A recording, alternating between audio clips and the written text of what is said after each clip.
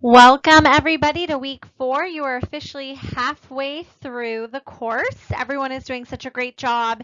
You have made the last 4 weeks very exciting and interesting for me, from articles and journals that you send me to videos and so forth. So I appreciate everyone's active participation. Just a few things for this week. This week's lecture should be a little bit shorter than our prior weeks. I did put a few different videos and links and so forth for you guys to look at.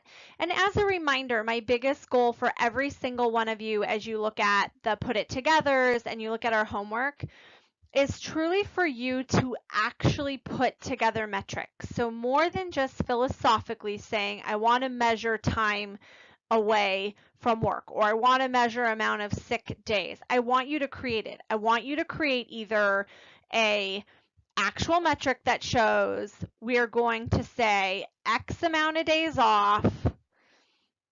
This is my goal. This is what I think it's going to mean, and here's how I'm going to present it. So you really have, even if it's made up, an actual framework of how you're going to put metrics together. Because just as a reminder, unless you're in a pretty high world-class organization, you probably won't be doing all of them. I don't do all of them. But I could tell you very easily that, I look at the number of leave of absences. So 100 leave of absences, I look at it every single month, and I have a little grid that shows what it looks like every single month, what my benchmark is, and then that's my first number. So then when I look at all the other 5 attributes, for me, what I'm trying to figure out, is there a behavior change that I'm trying to influence? So that would mean if I see a spike in leaves going up, or if I see a specific area that is having more leaves than another, or a specific manager, then I'm going to address through training with that manager. Now I'm going to measure the training. For every training that I give, I'm going to measure, did the leave of absences go down in 1 month, 3 months, 6 months for that manager, to see if it was worth that manager going to training. So that's how I want you guys to think as you're going through these. As we've talked about, this is 7 weeks. You're not going to be a master of all things, but you will have enough understanding, tools, and resources to be very dangerous and to be very effective. And already a few of you have sent me some of the private discussion IMs about how you have started using these metrics. I think it's just having that confidence to do it, and I'm extremely proud. So let's get on to week 4. We're going to be talking about employee relations, and then we're going to be talking about the actual entire HR organization. So going back to week 1, when we talked about that employee life cycle, we're going to be talking about that in a more general version of HR dashboards, HR indexes, and then really looking at how are you going to put this in some type of easy, formatable way for you to display either internally within your own HR organization or externally to your business partners. All right, let's talk about employee relations. This was a very short chapter, and there's a reason for that. In most organizations that have subject matter expert functions, so my company is one of them that has a subject matter expert function in the fact that we have what's called an ER team, an employee relations team, that truthfully takes care of all the complaints, anything that is performance issues with associates. We are, I would hate to say a reactive function, because in not all companies is it reactive, but in many times it is reactive, because as the author states in the very first paragraph, this particular group of HR is usually adverse to using metrics. Now, why are they adverse? In all the organizations I have worked for where there is an actual function of employee relations, or where I myself were part of the HR business leader and we did employee relations, it is more proactive, and it shouldn't be. In all rights and looking at it from a more holistic view, we should be able to identify training gaps and needs to prevent employee relations issues. Right or wrong, it's easier said than it is done when you put it into practice. if we really measured every training and all the effective managers and could do pulse surveys every single month and had the head count and the time, and reality is we still do a lot of administration, right or wrong, right? We still have to pay people, we still have to do benefits, we still have to do all those things. But if we had the ability to be more proactive, less reactive, the employee relations function would probably not be as daunting as it is, because you are always dealing with all the problems, I guess is the way to put it. So my challenge to all of you as you grow in your human resources career, or as you're in it right now in leadership roles, is focus on employee relations, because keeping the company out of lawsuits, keeping the company and the associates more productive only brings money or keeps you from losing money for the organization. When you have a pulse on your employee relations issues that are within your organization, it will help you see if there's any blaring red flags, right? Maybe you've got a culture of sexual harassment. Think of all the Me Too movement. I mean, my gosh, it wasn't like they didn't know. What if they would have tracked it? And what if they would have measured it? And what if they would have addressed it? You can also see where training's needed. And as we've talked about in the previous chapters, you can easily quantify the need for the training if you can show what's happening on the employee relations side, right? You're trying to change behavior. Most of the time when HR is using metrics, we're trying to change behavior, or we're trying to prove our worth or show that what we're doing is driving business value. Employee relations directly impacts your employee value proposition. It directly impacts you being an employer of choice. Lawsuits, productivity, all those things. Employer relations and performance management can be symbiotic. If you have a really strong employee relations team, you probably have very strong performance management processes. So let's talk about assessing your ER function. I'm not going to read them all to you. There are 41 characteristics that he says are a world-class employee relations function. I think there's really 5 of those 41 that mean the most. A system to measure and predict your performance, either gaps, problems, or people who are stellar or not stellar. A system to measure and predict where performance or employee relations trends are happening, right? Do you have quite a bit of people in one region that are complaining about their manager? Do you have sexual harassment claims in a certain area? Do you have all the pink people being fired in a certain area? Do you only see purple people being hired in a certain area? All of those things, if you have a strong HRIS system, right? We talked about the ADPs and the Workdays and the ultimate softwares of the world. All of them can do that. You can track and put in all that data, and it's going to pop out every morning on your dashboard, which we've learned about this next chapter that we're going to talk about, that will show you here's where your trend is. Did you know that you're trending only hiring yellow people? Did you know that you're trending firing only green people? Did you know that in X region, territory manager seems to have the most complaints in the last quarter? What's going on? So if you have a good system of measure to predict, you see a very highly functioning employee relations team, which even if not in its own siloed function, you see a strong HR team.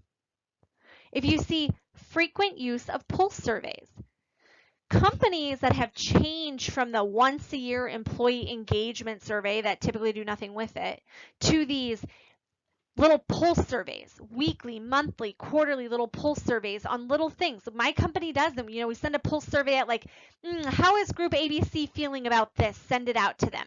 We don't do it to everyone. Maybe once a year we do it to everyone, but we frequently get a pulse on the business. Companies who do this, they're trying to be an EVP. They're trying to be an employee of choice, because they're trying to look at fragments and segments of the populations that they support and see what is their thinking, what are their thoughts, what is the pulse of the organization. And when you can do it in little chunks, it's easier to dissect, it's easier to transcend into actually doing something about it. The next one I personally feel is that employee relations training is a pivotal part in development. Meaning, you care about developing managers who develop people that aren't managing, who are leading. They're creating environments where it fosters productivity and growth and innovation, and they're not squelching, all of those things. They're not too afraid of the young up-and-comer or the new person who's come in that has a wealth of knowledge on them because they feel like they're going to be outshone. Those are the organizations that are 10 times ahead of everybody else. Employee relations training is rewarded. It's encouraged. It's expected. It's not like, another sexual harassment. It's the transparency. Did you know that we had 20 lawsuits last year, everybody? When you can have an organization that's transparent, that is very important. That goes into the transparent and electronic environment. How transparent are you? How easy is it for people to get access to their data, to their employee records? The old school approach of, well, you've got to request it and give us 7 to 10 days to make a copy for you, that is a thing of the past. The new working generation expects things right now, feedback in the immediate, and literally what is in that file should be accessible to the associate and to the managers right away. And the last one is a team built on process and trust. So this goes back to knowing that the group or the people who are running employee relations keeps things confidential. They give people the benefit of the doubt. You're not guilty until proven innocent. You're innocent until proven guilty. They also listen. They look for trends, for behavior, spikes or norms, and they do something about it. When you start going through and assessing your employee relations function, maybe it's not a function, maybe it's the culture of your HR team, and it's a culture of your overall business. Because in many smaller organizations, the employee relations function is within HR. It's on its own separate thing. All right, so let's look at the different metrics. So we have to remember that when we're building metrics, our goal typically is behavior change, especially with employee relations. Or we're trying to prove our worth, right? That these are all the things we're doing to help the business grow. And it's really important within the employee relations function that we're able to quantify through employee relations metrics the needs for training and development, because it's all symbiotic, right? That performance development, that performance management really comes into play with employee relations. So of the 5 metrics that we have, I put quality and customer service together in employee relations. So we'll start from the bottom up. Employee pulse surveys, do them frequently, do them all the time. Make sure that they're measurable and make sure you can take action on them. Turnover rates from top to bottom performers. How many of your bottom performers are turning over from your top performers? Because if your bottom performers aren't turning over but your top ones are, you've got an employee relations issue. You have a culture issue that you need to deal with. Increase in productivity. So when you hire new people, or you you pull out a new training, or you do a new manager development or people development, and you start seeing employee relations productivity increasing or decreasing, you can measure that and you can show that. So let's look at money. What's the percent of payroll spent on employee relations issues? So maybe that's, your 5 people, their salary divided by the percent of payroll. What's average in the industry? What about legal costs? These are trends that you can measure. How many unemployment lawsuits do you win or do you lose? How much is that costing you? How many lawsuits are you having? How many complaints are you having that are either being settled on in or out of court? Also, money that someone doesn't look like employee relations is performance. What if someone makes a widget incorrectly or misrepresents something incorrectly? So you're sued or you have to pay money because of redesign or a recall. That's a big one. Time. Training given or taken by managers and the impact on the complaint numbers. So if you give or have your managers give, right, train the trainers, various management leadership trainings, how to coach, how to delegate, how to have a tough conversation, how to performance manage, how to give feedback. And if you can measure if it's had an impact, the decrease in complaints, increase of employee happiness, those types of things, that's important. That's important because it's a predictor. It's going to be a predictor over time if you've got something going on or brewing within your organization. And then you can start taking action on it to see if you need to have a behavior change. Do you have service level agreements, SLAs, service level agreements from the time an employee relations issue is open till the time it's closed and how it's closed? You want to measure that. One, for your own internal, right? Like, what are you doing internally? How quickly are you doing it? How are you delivering service to the field? And two, so you can see, do you have people who are just like opening and closing them and they're never looking at them, and what's happening to those cases? And do you have ones that are going on for, oogles of time that are costing you a lot of money? Workers' comp is a good example. The longer someone is out of work, the less likely they're going to return to work, and they cost you between 15 and 25% more than someone who goes back to work. So that is the same thing that you could be measuring. Employee relations can measure workers' comp if workers' comp is in your area. Quantity. The number or the percent of turnover attributed because I hate my boss, right? I don't like my coworkers. HR never responded to me. That's important to measure. Changes taken due to exit interviews. So what kind of feedback did you get on an exit interview? How did you discuss it? And then what changes have been taken at it? Maybe it's, 10% of the people leaving say that we don't do a good enough job onboarding, and then you change your onboarding process, and then the next group of people who left, that wasn't why they left, something like that. Or you pull survey to say, how do you feel about the onboarding versus the cohort group before? And the type of ER complaints. By region, by department and manager. Again, if you can trend that out, you can start seeing a lot of really important things that could be going on in your business. Remember, not all things are to get money, but they all are to show what the pulse is on your org. So you in HR, like your departmental function in HR is to operationalize the employee experience. It's to become an employer of choice. It's to have a good employee value proposition. So when you measure these things, that's what's helping your pulse. And you're not going to be able to take action on all different things when it comes to money and so forth from the business, but what you can do is see the trends and the ones that pull the most important levers. So here's a really good way to identify trends and patterns, allowing you to influence behavior change within employee relations. Employee relations touches every single function. So what you're seeing now by this chapter of the book is where everything's converging, because we go into the next chapter on the entire HR organization, everything's converged. So really, as big as my company is with 100,000 people and some of you who only have like 50 people, we all are in the same boat together. Because if I am not aware and I am not focused on how the other functions of HR are doing from a metric and analytic standpoint, I am being singularly focused and I'm not helping the entire org, and I'm definitely not helping myself, because at the end of the day, we all influence each other, and we have to see that, right? We saw how compensation influences retention.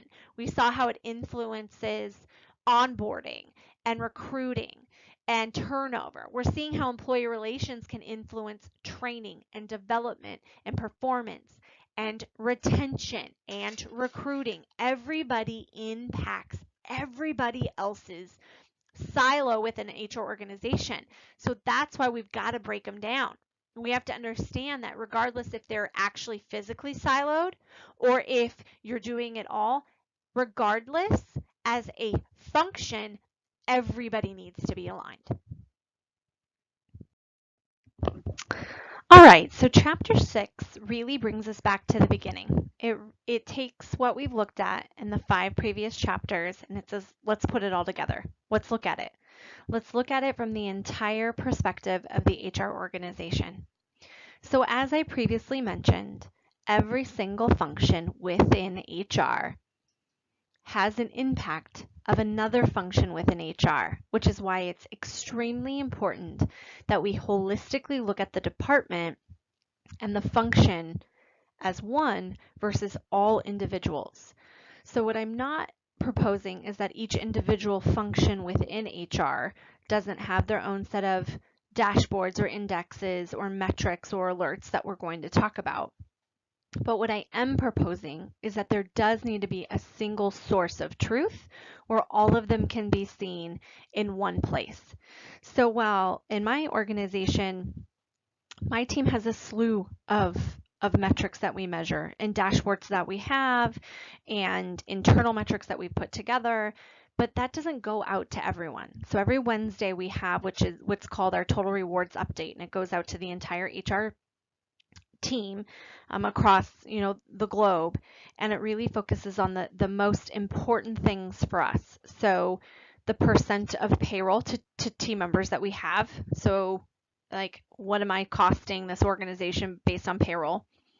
And then the quantity of our transactions to that. So how many transactions is each person really processing in the following, the prior week? Because that to me is an important metric within my organization to show, like, listen, this is what we're getting when it comes to workload, and this is how many people are doing it, and showing that we're important and we're doing what we need to do.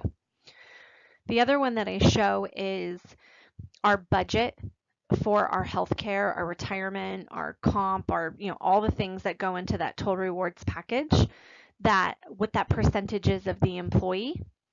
So, you might get your base comp, but what does your whole package look like to market? And then I have a couple things like I've talked about: accommodations, leave of absences, lawsuits, and kind of some of the risk scores. So we have less than 10, and it really focuses on the things that everyone in the business cares about. My team has much more than that, right? We have calls per day, we have emails per day, we have them broken out by department, we have them broken out by function. We look at the types of, legal issues we have per group, per all those things, broken down. I don't give that to the business. Now, if I see that there's a problem or a trend, I'll focus to that one particular HR business leader and we'll talk through those things. But as a whole organization, that's what we have. Our recruiting team has retention, has turnover, has time to hire and time to fill. Our training and development team has things like how many trainings they're given, and then divides that between what is like required legal trainings to actual business trainings. And then from there, we take one from every single function and we say, okay, how is this benefiting the business or not? So I know where we're benchmarked for all things total rewards. We put that up where we are benchmarked to our competitors, and then we can show how that correlates with either retention, turnover, what people are saying on exit surveys. And I think that's actually all we measure from a big business perspective. And then that's the dashboard that we give out to the business, just those 5 things. So I think what's important to understand is you need to know the granular of each of your functions, and I think that should be owned by the functional leaders. And at the same time, you still need to have a more like strategic view of HR at a 10,000 foot level, the 5 most critical things. And maybe your function won't be on there. So for total rewards perspective, when I first started, we weren't even on there. We weren't one of the top 5 because it wasn't what the business needed at this point. But now that we're trying to attract and retain some really cool, sexy, digital technology and agency top jobs, that's what we have to do. So we've been focusing on that. So when we look at the organization, we have to talk about how do we attract, how do we retain, how productive is our talent. And that's where we lead value, right? Because 75% of what we do is very transactional, right or wrong, and that's okay, right? Same with finance. 70% of what they do, well, almost all of what they do is transactional, but they're managing money. We're managing a people resource. We also want to look at the time to market. So time to market could be how quickly is it for you to get hires, right? So that they're working, so that they're able to get product to market, either selling it, creating it, building it, whatever that is. And then innovation. So are you measuring how innovative your staff is? How many new ideas, process improvements, just new and innovative ways are you seeing your employees becoming by what you're hiring? And that's the value that we have most within any of our organizations. And some of you work for organizations that get that and see that, and others of you do not. And there is a plethora of where we fall in between. I've been very candid. I've never worked for an organization that is an employer of choice and who sees HR as 100%, equal at the table and just knows by osmosis that all these things are wonderful and great. I don't work for Jeff Bezos. I don't work for Tesla. But I have seen the gamut of where HR is valued and where it's not, and how you become valued. And within my 3 years at my organization, I've really seen a transformation as we supply data, we bring in the transparency, we're able to show where we hit these 5 things. So we follow these 5 things, that we get more buy-in from the business. So how you do that is through 4 types of categories of HR metrics. And in my opinion, there's really only 2. There's a dashboard and there's an index. And within the dashboard, you put your internal metrics and alerts. And within the index, you can put internal metrics or alerts.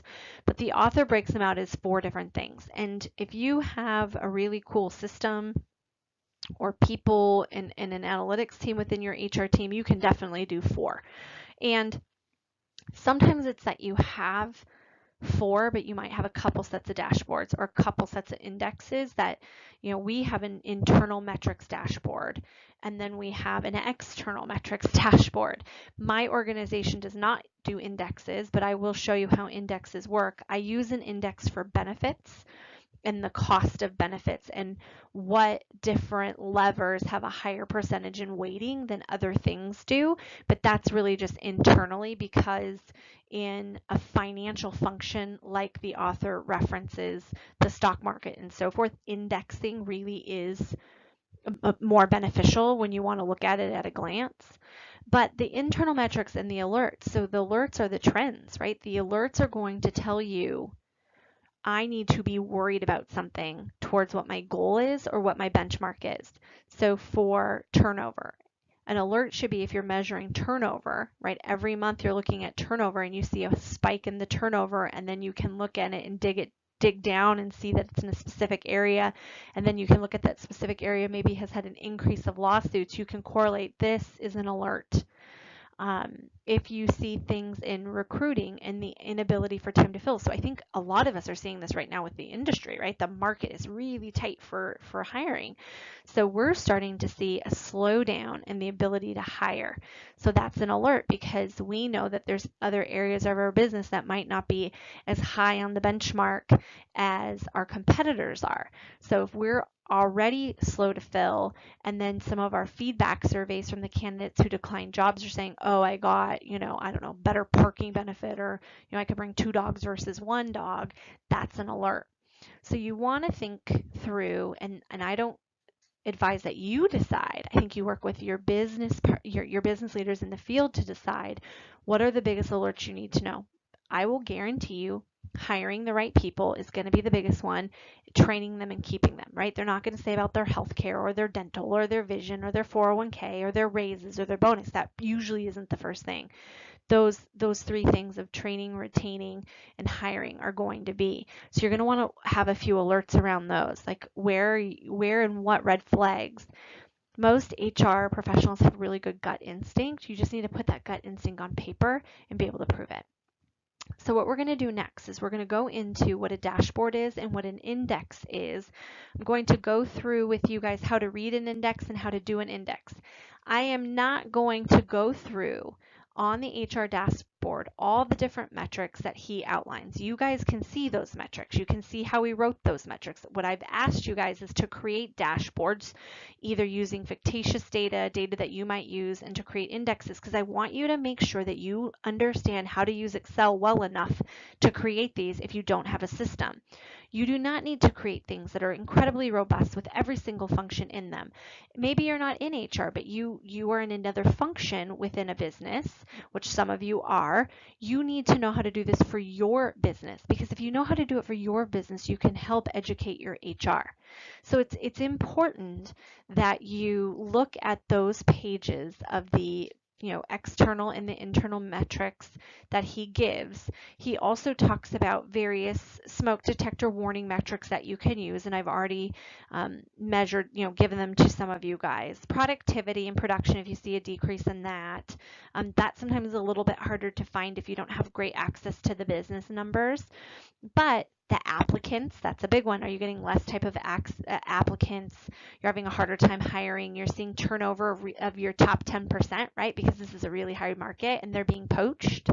If you haven't done any satisfaction surveys, you're going to want to probably do that. This is the type of environment. It always should be done, but you definitely want to do it now. You want to look at what type of employee relations issues you're looking at, just all those different things. So we've talked about those.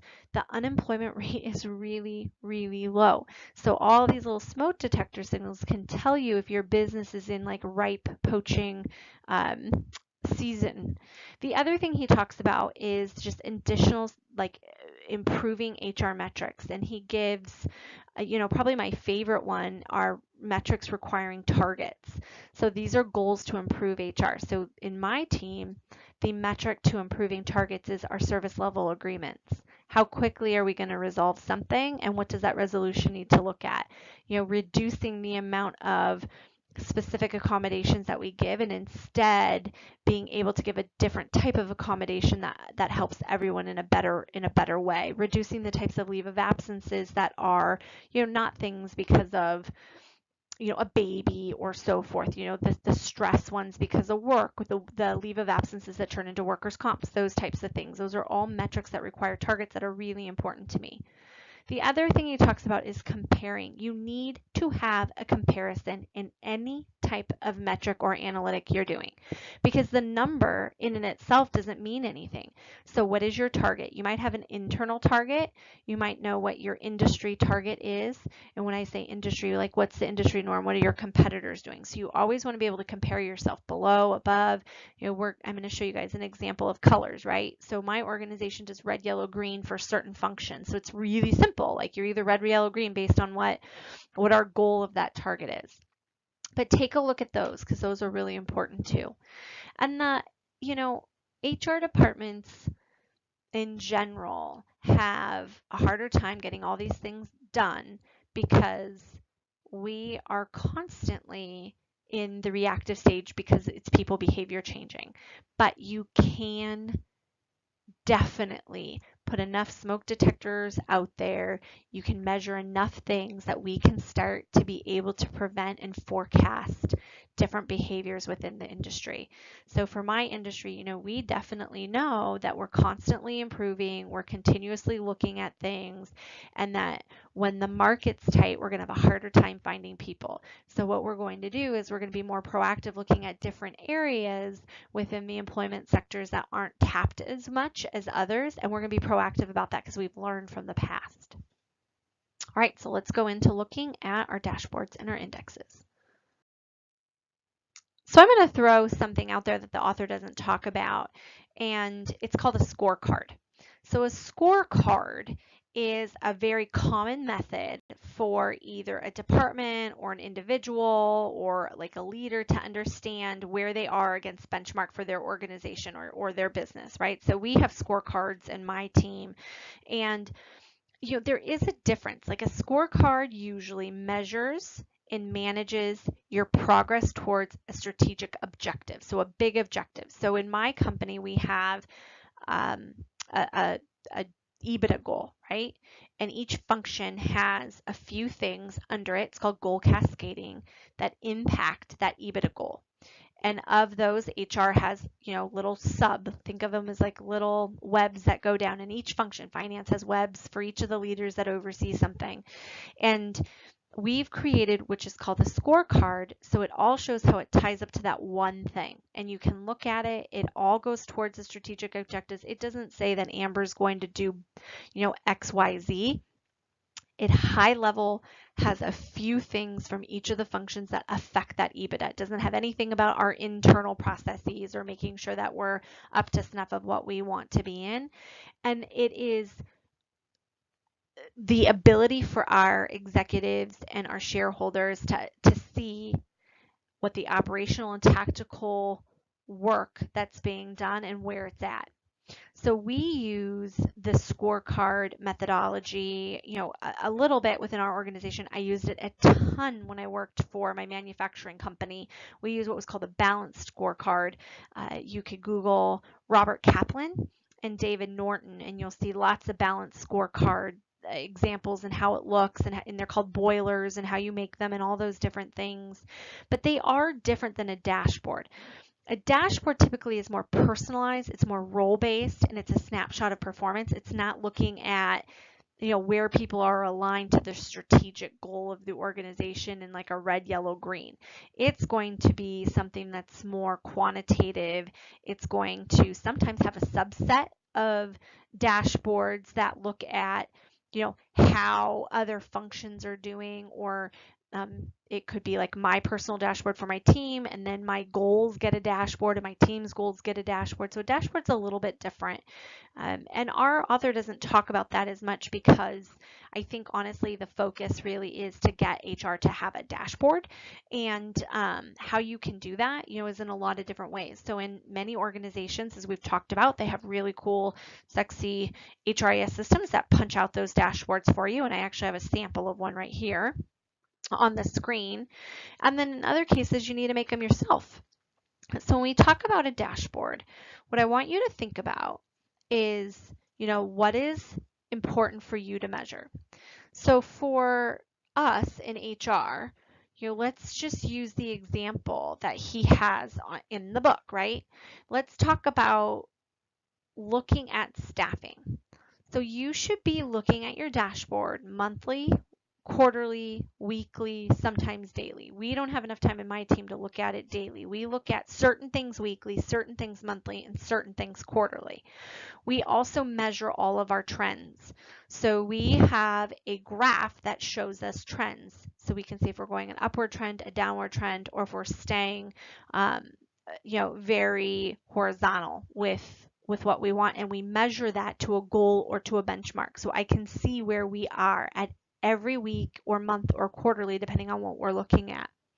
So on the example of this staffing dashboard, let's try to build this out. So he talks about time to fill days. So where they were last year, where they were 3 months, where they were a 3-month running average. So a 3-month running average is looking at the past 3 months to date. So not looking at it January, February, March, but if today is July 29th, it's looking back to June 29th, May 29th, and then April 29th. Personally, I don't really think that's a need. I do believe that you need to look at the month. I do believe you need to look at the quarter, which is the 3-month, and I do believe you need to look at the year. And if you can, measure it from the prior year. The more quarter over quarter over quarter, 3 quarters of data is really the best determination of how you're doing, mostly if you've had big changes, and sometimes they become outliers, right? So my organization, when I first started 3 years ago, so that would be 3 different quarters of data, we only had 38,000. Today I have 100,000. So the entire business just looks different. So I can't measure what we did 3 quarters ago. Sometimes I do it just to make myself feel better. Like, wow, look how great we've done, because we've done so much with so many more people. And when I look at the percentages, we're doing almost 20% more work with the same head count of people. So that's cool. But when I'm trying to figure out a trend, so if you're trying to look at a time to fill trend, you want to be making sure that you're looking at apples to apples. But I do usually suggest doing month, quarter, and annually. Then you need to say, okay, what is the goal? So this is either a goal that your business has asked for. It's a goal that's benchmarked. Sometimes you do both. I'm a both person. I like to put what our company goal is, and then what's the benchmark. So maybe I want to be above the benchmark. Maybe I'm so far below the benchmark I can't be above the benchmark. I can't even get at the benchmark, but I want to be a little bit closer to the benchmark. I also like looking at where we ended the prior year or the prior quarter, right? So I can gauge where we're at. And then your warning levels. So your warning levels are your alerts, right? These are the alerts. Like, gosh, if we get to this point, this number. If my goal is to only have 15 days of time to fill, but if I hit 20, that's a major warning level. On average, that's the box I want to be bright red, sirens blaring at me. So what you can do is put this in Excel and you can pivot table it, or you can graph it out in a line graph. I typically do line graphs, not bar graphs, for these types of trending, but you can build out your metric. So you see he has a bunch of them on page 135. My suggestion is you don't have too many, right? There's a lot on here.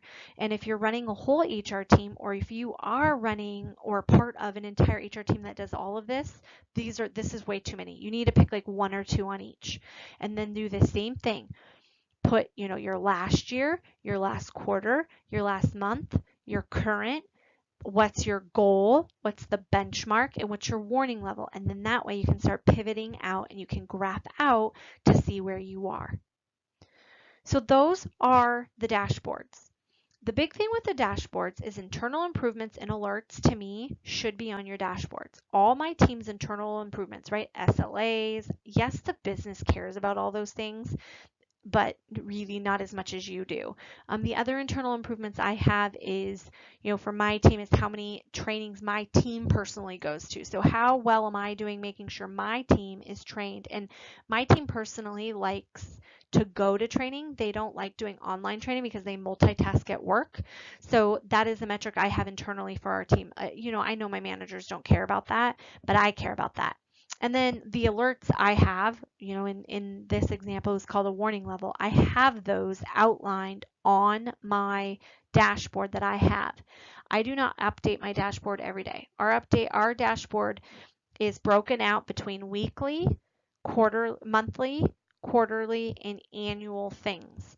So we have a slew of things that we measure. I'm not joking. There's probably like 4 or 5 pages, but certain things are looked at monthly, weekly, right? Each of them are their own thing. And then what I've done is I've created a pivot graph to go with each of them. And then, I really just have to fill in the numbers, and then the graph updates on its own. Ours are all in Excel. I don't have a cool, sexy HRIS system to do that for me. So you start off slow. When I first started, it was like 5 things, and now it's gotten bigger and bigger and bigger as we keep on measuring things. And each of the functions I oversee, they add to it, right? My leave team wants to do something, my accommodations team wants to do something, my systems team wants to do something, my comp team wants to do something, my benefits team wants to do something, the retirement team, the relocation team, all of them want to do their own thing. So that's great, right? It's important because we've created that culture. And so we put it on there.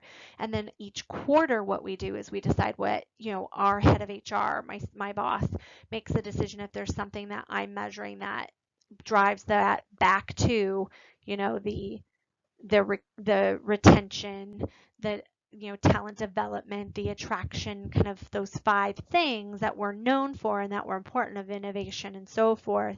And if I have something that goes towards that, and then she picks. Every single Wednesday, there is a little metric that I attach to our weekly email to the HR team, because very few of ours change weekly, but a few of them do. We just attach the same thing every week because it gets in the cadence of them seeing it. The other cool thing was, with our team being the first one who did it, it created a culture within all the other HR teams. So when they send out their weeklies, they're putting their dashboards together. So we're sharing the data, and I can start seeing where I'm impacting, maybe retention or maybe turnover. And then we can sit together on a quarterly basis and say, what are your metrics saying? What are your metrics saying? And start tying them together. That's the part that gets hard, right? When you get really big, it's really hard to get everything tied together because everyone's kind of in their own work world. So that's how we keep that silo from happening. So the next one is an index. So indexing, I will be honest, I have only seen done in manufacturing. It doesn't mean that it's not important, because I actually feel it's probably, the most important way to measure. It just can be a little overwhelming for people at first. And if you don't have a good system to help with the numbers, sometimes it's hard, right? And sometimes it's arbitrary. So let's just talk through how you index. So if you look at page 136 in the book, these are the factors that he wants to index, right? So he picked revenue, turnover, performance, employees pay, employees satisfied, turnover rate, manager satisfaction, time to fill, and diversity. And he gave them all a weighting factor. What are the most important to the least important? And it has to equal 100%. So diversity, it's only 5% of, the whole 100% pie that you have to divide out. But revenue or profit per employee was 20%. It's the, probably the business said that's the most important. And then everything else in between. All of those things equal 100%. So if you turn it over to 137, so what you would do is you would put all those things and then you would put the weight, and that weight needs to equal 100%. Then what you're going to do is you're going to put your current number. So in this one, new hire performance. So the average new hires performance is 3.2 out of 4. The norm is 4, so that's out of 4. The percent of hires from an EE referral, 50% of the current hires are from an employee referral, and the norm is 40%. Time to fill, 36 days, the norm is 30 days. So that's how you see, that's your current. And then your norm is, this can depend, right? It could be the industry norm or your company norm, but you need to pick what your norm is. You need to be consistent of what you pick. Then the next is the variance. The variance is, what degree of variance are you wanting to place on that measurement so that it can pop out at you as an alert?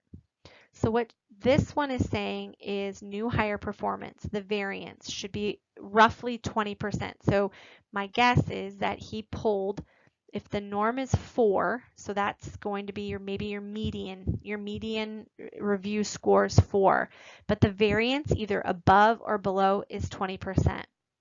So what you do is you take the weight of that category of 25%, right? This is the most important category, and you times it by the variance, and that's where you get your weighted variance of that negative 5%. So again, what you do is you take, let's go to the bottom, the exempt diversity ratio. So the weight of this carry is only 10%. Currently 14% of your exempts are diverse. They meet that diversity. Your norm is only 10%. But the variance is 40, which means at any time you could be 40 below or 40 above that norm. So you take 10% times 40, which is the 4% weighted variance. So I hope that makes sense. And then the positive value, the actual value, right? So these are the plus or minuses.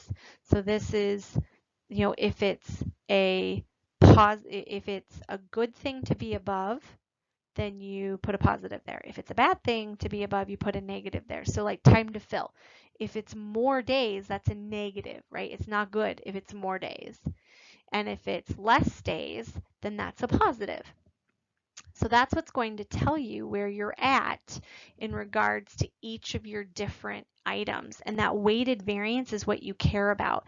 So when I'm looking at this weighted variance, I can, in this staffing function health, I can right away see, without looking at the current or the norm, that they're meeting or beating their new hire performance.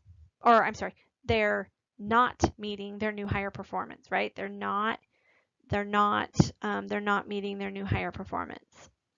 The next one of percent of hires from an employee referral, I can see they're beating it, right? That's a plus. So they're doing really good. They're beating it by 5%.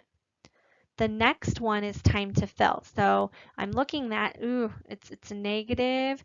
All right, so they're currently at a negative 3%.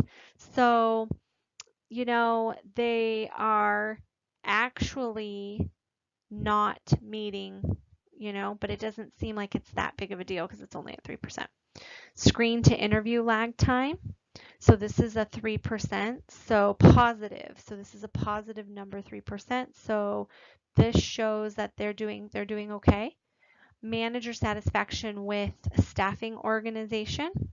So this looks like it's not going okay. And then exempt diversity looks like it's going okay. So you just want to make sure that you take extra special precautions of knowing that if something is supposed to be negative, that it might not, that means a positive, or a positive could mean a negative. And that's where those positive values, actual values, you really need to make sure you know if it's a good or a bad. So that is an HR index, which I will tell you, we do more HR indexes in manufacturing than I have seen in my company. We don't use them in my company, but I do see them used almost like a dashboard in many cases, or kind of a high-level scorecard. But it is important for you. It's very, very important that within the index, it's looking at the at a glance, right? It's a good way at a glance by looking at that last column, how you're doing. It's a great way to look at the weight, the current, the norm, and then the variation. I love indexes because it's making you put an importance percentage on what you're measuring, right? Because maybe we get all caught up on measuring diversity, but like, dude, it's only 10% important compared to everything else. And then a variance. So if you're within 4% of your norm or your goal, maybe it's not a norm, maybe it's a goal or a benchmark, well, who really cares when it is a 40% variance, right? So that's why it's super important for you to really look at that, because that's when you get the weighted variance. So you can really say, okay, we're not that off. When I'm looking at the staffing function, they're actually doing really well. I mean, they're in general within 2% up or down of where they're supposed to be. That's pretty good. Like they're kicking butt. So that's why it's important for you to know the difference between a dashboard and an index. If you're not doing anything, start with the dashboard, evolve to an index. Don't just start off with an index, because it can get confusing if your business is not an indexed company. But every morning I wake up and I look at where the stock market was the night before, or where it's opening and trading. And you see that, right? They're going to give you a percentage. They're going to say, up, the stock market's up 1 point, down 5 points, whatever, right? It changes all the time. And they have a norm of where it's supposed to be, and sometimes that norm changes. And that's a really quick way for anyone to see if it's red, yellow, green. The other thing I think I see a lot with indexes is that those weighted variances on where they are categorized as red, yellow, green from a visual standpoint for the people who you're working at. So for the conclusion of this week, I think the biggest thing I want you to get out of this is the importance of life cycle metrics being recorded in a dashboard, evolve to an index, ensure your alerts and your internal metrics are part of your dashboard. I would like you all to be able to build a dashboard of some sort, right? If you run or are part of all of HR in an organization that does all things for everything, this is where it's going to be hard. You need to pick like 1 or 2 things within each of the functions of the life cycle. If you are someone who just has one function, then your heart's content, pick a ton of them. And then what I want you to really think about is what are like the top 2 that if I were to report these up to the CHRO, he or she would really need to give out to the business. Know that your internal metrics are equally as important as your business metrics, but that there are 5 things that the business cares about. And that's what gives us our value. The business cares how we attract talent, retain talent, the productivity of our talent, the time to market, right? How quickly are people able to generate money, and how innovative. So when you're looking at your metrics, all of us impact those things some way, somehow. So don't lose sight of that. And remember, a metric is a number. The analytics is a story. And our goal is to either prove that we're doing a great job, maybe prove we're not doing a great job, so we need something, right? We need something, so we need to gain support, or to change a behavior. And sometimes it's just to be able to get a read within the business so that we can be more proactive as the industry and the market changes. So some of the best companies really measured the unemployment rate as it was going down and the impact that was having over the last 4 or 5 years, because unemployment's been going down over the last 4 or 5 years significantly. And they were on the cutting edge of being able not to be impacted on it versus other people who snuck up on them. So with that, have a great week, everybody. And again, you're halfway through. Take care. Bye.